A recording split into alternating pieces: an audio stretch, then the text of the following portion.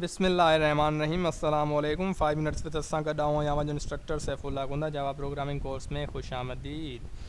अॼु हलंदासीं जावा programming course में कुझु अॻिते। अॼु पढ़ंदासीं द असाइनमेंट ऑपरेटर इन जावा। स्टार्ट कयूं त असांजी आउटलाइन आहे, सभ खां पहिरीं पाण डिस्कस कंदासीं असाइनमेंट ऑपरेटर जे बारे में, उनखां बाद में असाइनमेंट स्टेटमेंट्स जे बारे में, उनखां बाद में असाइनमेंट एक्सप्रेशंस ऐं लास्ट में augmented assignment operator. Assignment operator छा हूंदो आहे इहो त तव्हां अॻिले ई पढ़ी चुका आहियो, तव्हांखे ख़बर आहे, पर आउं वरी हिकिड़ो दफ़ो हींअर डिटेल में हिनखे थोरो पढ़ूं था। An operator to assign a value or expression to a variable. हिकिड़ो अहिड़ो ऑपरेटर जंहिंजे थ्रू असां वेरिएबल खे का हिकिड़ी वैल्यू या एक्सप्रेशन असाइन कंदा आहियूं, मतिलबु हुन में का इस वेरिएबल में का वैल्यू या एक्सप्रेशन स्टोर कराईंदा आहियूं असाइनमेंट ऑपरेटर यूज़ करे यूज़िंग इक्वल साइन। हीअ जेका इक्वल साइन आहे असां इहा इक्वल साइन खे असां असाइनमेंट ऑपरेटर चवंदा आहियूं जावा में। ही इक्वल साइन यूज़ करे असां कंहिं बि वेरिएबल में का बि वैल्यू या एक्सप्रेशन स्टोर कराए सघूं था। हिते हिकिड़ी थोरी ॻाल्हि सम्झ में हुन असाइनमेंट ऑपरेटर अगरि जॾहिं हूंदी आहे, हिकिड़ी स्टेटमेंट हूंदी आहे त हुन में ॿ वैल्यूज़ हूंदा आहिनि, हिकिड़ी एल वैल्यू, ॿी आर वैल्यू। एल वैल्यू मां मुराद लेफ्ट वैल्यू, आर वैल्यू सां मुराद राइट वैल्यू। हुन इक्वल साइड जी जेका एल वैल्यू आहे, लेफ्ट साइड जी जेका वैल्यू हूंदी आहे त L value should be a variable. उहा छा हुजणु घुरिजे, उहा हिकिड़ो वेरिएबल हूंदी आहे। ऐं जेका आर वैल्यू हूंदी आहे, जेका हिन इक्वल साइन जे राइट साइड न हूंदी आहे, त उहा the R value is an expression that evaluates to a value. R value वारी जेका आर वैल्यू वारी साइड ॾांहुं जेका हूंदी आहे, जेका राइट साइड ॾांहुं इक्वल साइड जे राइट साइड ॾांहुं छा हूंदो आहे, उन साइड ॾांहुं हूंदी आहे हिकिड़ी एक्सप्रेशन जेका का हिकिड़ी वैल्यू खे एवेल्यूएट कंदी आहे। एवेल्यूएट सां मुराद त एक्सप्रेशन तव्हांखे ऑलरेडी आऊं ॿुधाए बि चुको आहियां, अॻिते हली एग्ज़ाम्पल कयूं बि था। हिते बि एग्ज़ाम्पल हिकिड़ो आहे त ही सपोज़ जीअं एक्सप्रेशन आहे इंटीजर एक्स इक्वल्स टू 3+1। हाणे जेका 3+1 जेका आहे इहा एक्सप्रेशन आहे, ही आर वैल्यू आहे, एक्सप्रेशन आहे। हीअ छा कंदी, हिकिड़ी वैल्यू इवेल्यूएट कंदी, मतिलबु हिकिड़ी वैल्यू प्रोड्यूस कंदी। हीअ पूरी एक्सप्रेशन खे सॉल्व करे जेका लास्ट में वैल्यू ईंदी, उहा वैल्यू हिन एक्स में स्टोर कराईंदी। इन खे चइबो आहे इवेल्यूएट करणु। R value is evaluated and then the result is stored in L value. हमेशह आर वैल्यू जेका हूंदी आहे, आर वैल्यू मतिलबु एक्सप्रेशन, उहा हमेशह इवेल्यूएट थींदी आहे। उन खां बाद में उन जी रिज़ल्ट जेका हूंदी आहे उहा एल वैल्यू मतिलबु वेरिएबल में स्टोर थी कई वेंदी आहे। L value can be used इन आर वैल्यू। हीअ जेको एल वैल्यू आहे वेरिएबल मतिलबु उहो आर वैल्यू जी जॻह ते बि यूज़ करे सघिजे थो। इन जो मिसाल अॻिते हली ॾिसूं था त इहो कीअं। फ़िलहालु एग्ज़ाम्पल कयूं था त हिकिड़ो इंटीजर असां वटि वेरिएबल आहे एक्स जे नाले सां, इंटीजर टाइप जो, जेको असां इक्वल कयो आहे असाइनमेंट ऑपरेटर यूज़ करे 3+1 जे। हाणे 3+1 is evaluated and then the result 4 is stored in X. हाणे सभ खां पहिरीं 3+1 खे इवेल्यूएट कयो वेंदो, सॉल्व कयो वेंदो, मतिलबु इन खे सिंप्लीफाई कयो वेंदो। इन जी जेको आंसर ईंदो, रिज़ल्ट ईंदी 4, उहा एक्स में स्टोर कराई वेंदी। अॻिते हलूं था असाइनमेंट ऑपरेटर में। We can assign multiple variables in the same statement. असां हिकिड़ी स्टेटमेंट तव्हांखे ख़बर आहे, जेको असां लाइन हिकिड़ी कोड जी लिखंदा आहियूं, जेको बि कोड लिखंदा आहियूं हिकिड़ी लाइन में, उनखे स्टेटमेंट चयो वेंदो आहे जावा में। We can assign multiple variables in same statement. हिकिड़ी स्टेटमेंट में, साॻी स्टेटमेंट में असां मल्टीपल वेरिएबल्स असाइन करे सघूं था। जीअं हिते आऊं कयो आहे, हिकिड़ो वेरिएबल असां डिक्लेयर कयो इंटीजर वाई, हीअ आऊं सिर्फ़ु डिक्लेयर कयो आहे। उनखां बाद में इंटीजर एक्स खे इनिशलाइज़ कयो वियो आहे। इंटीजर टाइप जो एक्स नाले सां वेरिएबल क्रिएट थी वियो आहे, उनखे इनिशलाइज़ कयो आहे, छाजे इक्वल कयो आहे, वाई खे वरी इक्वल कयो आहे 4+1 जे। This is done from right to left. ही पॉइंटूं तमामु कम जूं आहिनि, ही पॉइंट तव्हांखे हमेशह ज़हन में रखणी पवंदी, ज़हन में रखिजो तव्हां त जेको ही कमु थींदो, हिन राइट साइड खां लेफ़्ट साइड जे तरफ़ इवेल्यूएट थींदी। ही असांजी वैल्यू स्टोर कीअं थींदी आहे, असाइन कीअं थींदी आहे, असाइनमेंट ऑपरेटर कमु कीअं कंदो आहे, उहो हीअं थींदो आहे। त सभ खां पहिरीं स्टेप 1 में हाणे जेको हे लिखियो पियो आहे न, वाई इक्वल्स टू 4+1, सभ खां पहिरीं राइट साइड ॾे कहिड़ी इवेल्यूएट करणी आहे एक्सप्रेशन, हीअ एक्सप्रेशन इवेल्यूएट करणी आहे। मतिलबु हाणे वाई इक्वल्स टू 4, स्टेप 1 असांजो आहे वाई इक्वल्स टू 4+1। त हाणे 4+1 खे इवेल्यूएट करे हिन एक्सप्रेशन खे जेको हिन जो आंसर ईंदो 5, उहो 5 जेको आहे सो स्टोर कयो वेंदो हिन वाई में। उनखां बाद में हिन वाई में स्टोर करण खां बाद में वरी ही एक्सप्रेशन जेको आहे सो सॉल्व कई वेंदी। ही जेका आहे हीअ X equals to Y. Step 2 में छा आहे एक्स इक्वल्स टू वाई, मतिलबु हाणे वाई में जेका वैल्यू हुई उहा 5, हाणे उहा इक्वल थी वेंदी एक्स जे बि। मतिलबु एक्स में बि छा हलियो वेंदो, एक्स में वाई स्टोर थी वई त वाई जी वैल्यू छा हुई 5, मतिलबु एक्स में बि छा स्टोर थी वई 5, ऐं वाई में ऑलरेडी असां मथां 5 स्टोर करे चुका आहियूं। सो अहिड़ी तरह हिन राइट साइड खां लेफ़्ट साइड में इहा एवेल्यूएट कमु इहो सॼो कमु थींदो असाइनमेंट ऑपरेटर जो। X and Y are equal to 5, final में इहो ई थींदो त जेके एक्स ऐं वाई आहिनि ॿिन्ही जी रिज़ल्ट ॿिन्ही में छा स्टोर थी वेंदो 5 स्टोर थी वेंदो। सो इहो हुयो असाइनमेंट ऑपरेटर। अॻिते हलंदो असाइनमेंट स्टेटमेंट्स। असाइनमेंट स्टेटमेंट्स छा आहिनि? A statement that evaluates an expression and assigns the result to a variable. Simple ॻाल्हि आहे, सेम ॻाल्हि हींअर जेका पढ़ी आहे उहा ई ॻाल्हि आहे, जस्ट हिन में नाला ऐं अॻिते पोइ कया आहिनि, हरू भरू टॉपिक्स वधायूं वियूं आहिनि, आहे ॿी कुझु बि ॻाल्हि न। हीअ असाइनमेंट ऑफ स्टेटमेंट छा हूंदी आहे, जेको हीअ असांजी स्टेटमेंट आहे, को बि वेरिएबल जंहिं महिल इनिशलाइज़ कंदा, इनिशलाइज़ जी तव्हांखे ख़बर आहे, इनिशलाइज़ मतिलबु उन तंहिं महिल ई डिक्लेयर कयो, उन तेॾी महिल उनखे का वैल्यू असाइन करे छॾियो, त उनखे चइबो आहे इनिशलाइज़ेशन। मतिलबु का बि तव्हां वेरिएबल को बि हिकिड़ो तव्हां इनिशलाइज़ कयो न, उनखे चइबो आहे assignment statement. Following are the assignment statements, जेके बि आहिनि हीअ सभु असाइनमेंट स्टेटमेंट्स आहिनि।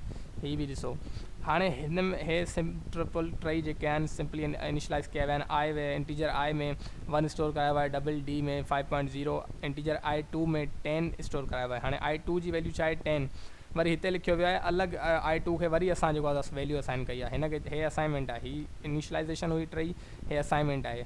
मतिलबु हाणे असाइनमेंट चइबो आहे, मतिलबु हाणे हिन वेरिएबल जेको क्रिएट असां करे छॾियो i2 जे नाले सां इंटीजर टाइप जो, उनखे वैल्यू असां ॿी असाइन था कयूं, त जेका हिन जी पहिरीं वैल्यू हूंदी 10, जेका पहिरीं वैल्यू हुई उहा रिप्लेस थी वेंदी न्यू वैल्यू सां। हाणे न्यू वैल्यू हुनखे असां कहिड़ी था असाइन कयूं, उहा था कयूं त इक्वल्स था कयूंसि i2 + 10। हाणे i2 जी वैल्यू छा आहे पहिरीं 10, हीअ तेसि ताईं रिप्लेस न थींदी जेसि ताईं असां हेॾां हीअ ॿी न्यू रिज़ल्ट फुल हुनखे असाइन करे ऐं हिनखे टर्मिनेटर नथा लॻायूं। उनखां बाद में वरी हिन स्टेप खां बाद में जंहिं महिल असां i2 खे यूज़ कंदासीं त i2 जी वैल्यू हीअ हूंदी जेका हाणे न्यू असां हिनखे असाइन था कयूं।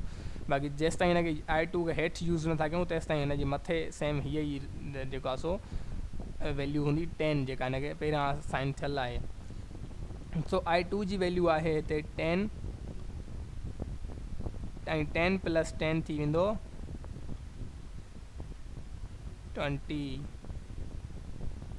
सो हाणे i2 जी न्यू वैल्यू जेका थी वई उहा थी वई 20। सो इन अहिड़ी तरह ही एक्सप्रेशंस इवेल्यूएट थींदियूं आहिनि ऐं वेरिएबल्स में स्टोर थींदियूं आहिनि। असाइनमेंट एक्सप्रेशंस, हाणे असाइनमेंट स्टेटमेंट्स ऐं असाइनमेंट एक्सप्रेशंस में बि घणो फ़र्क़ु न आहे।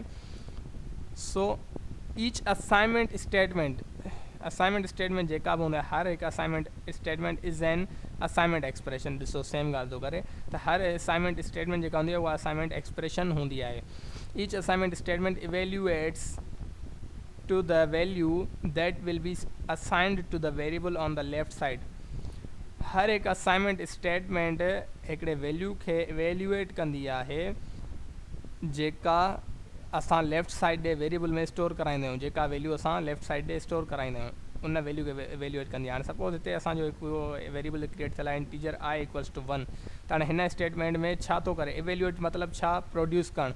एक्सप्रेशन छा कंदी आहे, का न का वैल्यू प्रोड्यूस कंदी आहे। त एक्सप्रेशन जे इवेल्यूशन जो मतिलबु छा थियो, त एक्सप्रेशन खे असां इवेल्यूएट था कयूं, मतिलबु हुन मां वैल्यू था प्रोड्यूस कयूं।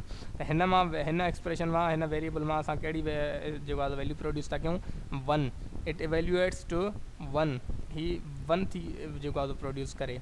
हीअ असाइनमेंट हीअ असाइनमेंट स्टेटमेंट जेका आहे हीअ असांजी इवेल्यूएट्स टू द 1। सो ऐं अहिड़ी तरह डबल डी असांजी जेका आहे उन में इक्वल्स टू 5.0 लिखियल आहे, मतिलबु हीअ असांजी जेको आहे असाइनमेंट स्टेटमेंट असाइनमेंट एक्सप्रेशन असांजी छा थी इवेल्यूएट करे, इवेल्यूएट्स टू 5.0, असांजी 5.0 थी प्रोड्यूस करे वैल्यू। सो जस्ट इहे हुया असाइनमेंट एक्सप्रेशंस। हाणे अॻिते चवंदो augmented assignment operator. Augmented assignment operator, suppose कयो असां वटि हीअ हिकिड़ी स्टेटमेंट आहे इंटीजर i1 = 1, i1 जे नाले सां हिकिड़ो इंटीजर टाइप जो वेरिएबल आहे जंहिंमें 1 स्टोर थियल आहे। We want to add 1 to i1, असां हिन i1 में 1 एड करणु था चाहियूं, त असां वटि हीअ तरीक़ो बि आहे, असां हिन तरीक़े सां बि करे सघूं था। i1 = the i1 + 1, i1 ji value छा हुई 1, त वरी प्लस असां 1 कयोसीं त छा थींदो टोटल 2, त i1 जी वैल्यू छा थी वेंदी 2। सो हीअ असांजो हिकिड़ो तरीक़ो आहे लिखण जो। हिन खां अलावा असां वटि ॿियो तरीक़ो आहे जंहिंखे असां चवंदा आहियूं ऑगमेंटेड असाइनमेंट ऑपरेटर। मतिलबु असाइनमेंट ऑपरेटर सां गॾु को बि अर्थमेटिक ऑपरेटर यूज़ कयो वञे। अर्थमेटिक ऑपरेटर हिते कहिड़ो आहे प्लस। अर्थमेटिक को बि ऑपरेटर असां असाइनमेंट ऑपरेटर सां गॾु यूज़ कयूं त उनखे ऑगमेंटेड असाइनमेंट ऑपरेटर चइबो आहे। सो ही ऑगमेंटेड असाइनमेंट ऑपरेटर जी एक्सप्रेशन आहे, कीअं आहे त I1 plus equals two the 1। हिन एक्सप्रेशन जो मतिलबु इहो थी वियो त I1 जेका आहे उहा उन में प्लस कयो वञे, हेॾां हे राइट साइड वारो 1, पोइ हिन खे इक्वल कयो वञे I1 जे। असां सॉरी हिन साइड न लिखंदासीं, हिन साइड न लिखंदासीं, छो त वेरिएबल हमेशह लेफ्ट साइड ॾांहुं हूंदो आहे। मतिलबु I1 इक्वल थी वञे I1 प्लस 1 जे। मतिलबु हीअ ई सेम एक्सप्रेशन असां वटि इवेल्यूट थी वई। हिन जो मतिलबु ऐं हिन जो मतिलबु सेम आहे, ॿई वे आहिनि लिखण जा, पर हिन में सिर्फ़ु असां सिंपली ऑगमेंटेड ऑपरेटर यूज़ कयूं था। मतिलबु असाइनमेंट ऑपरेटर सां गॾु अर्थमेटिक ऑपरेटर यूज़ कयोसीं। हिते प्लस बि थी सघे थो, माइनस बि थी सघे थो, मल्टीप्लिकेशन डिवीजन बि थी सघे थो। कहिड़ो बि ऑपरेटर तव्हां यूज़ कंदो उनजो मतिलबु इहो ई हूंदो। अगरि हिते मल्टीप्लिकेशन हुजे हा, हिते मल्टीप्लिकेशन हुजे हा त मतिलबु हिन जो इहो हुजे हा त I1 equals to I1 multiply with 1, पोइ जेको बि जवाबु अचे उहो हिन में स्टोर थी वञे I1 में। सो इहो ऑगमेंटेड असाइनमेंट ऑपरेटर। अॻिते हलूं था ऑगमेंटेड असाइनमेंट ऑपरेटर जो ॿियो हिकिड़ो एग्जांपल आहे असां वटि। सपोज़ हीअ असां वटि हिकिड़ी इनिशलाइज़ेशन थियल आहे, हिकिड़ी स्टेटमेंट आहे इंट I1 इक्वल्स टू 2। हाणे हिते I1 जी वैल्यू आहे 2, त हिते वरी असां हिते नेक्स्ट एक्सप्रेशन लिखी आहे ऑगमेंटेड असाइनमेंट ऑपरेटर जी, त I1 multiply equals two 5 plus 1। मतिलबु I1 जेका आहे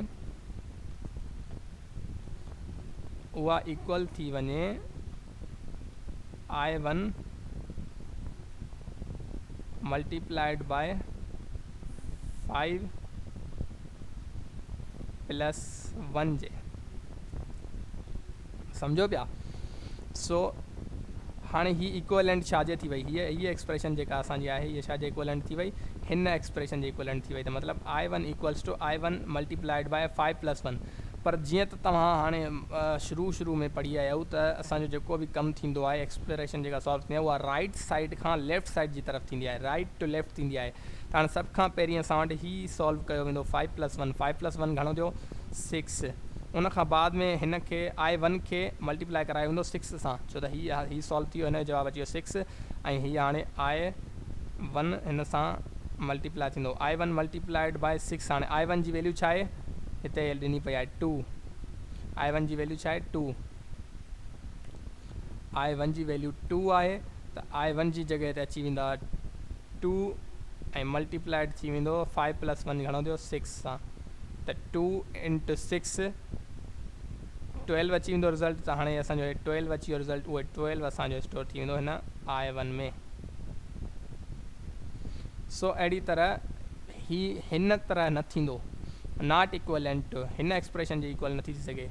हीअ जेका ॻाल्हि आहे असांजी, हीअ एक्सप्रेशन इहा हिन असाइनमेंट हिन जे इक्वल नथी थी सघे। मतिलबु तव्हां मैथ वारो बेसिक जेको रूल हूंदो आहे उहो हिन में अप्लाई नथा करे सघो, त पहिरियां ही तव्हां मल्टीप्लिकेशन सॉल्व कयो, उन खां बाद में ही एडिशन कयो। न, first of all right side खां जेका एक्सप्रेशन हूंदी उहा इवेल्यूएट थींदी, उन खां बाद में जेका ॿी एक्सप्रेशन हूंदी उहा इवेल्यूएट थींदी, ऐं लास्ट में अची हिन में स्टोर थी वेंदी वेरिएबल में। सो इहो असाइनमेंट ऑगमेंटेड असाइनमेंट ऑपरेटर ऐं अॼु जो असांजो लेक्चर। सो मिलंदासीं इंशाल्लाह नेक्स्ट लेक्चर में। मूंखे ॾींदा इजाज़त। अल्लाह हाफ़िज़। Thank you so much.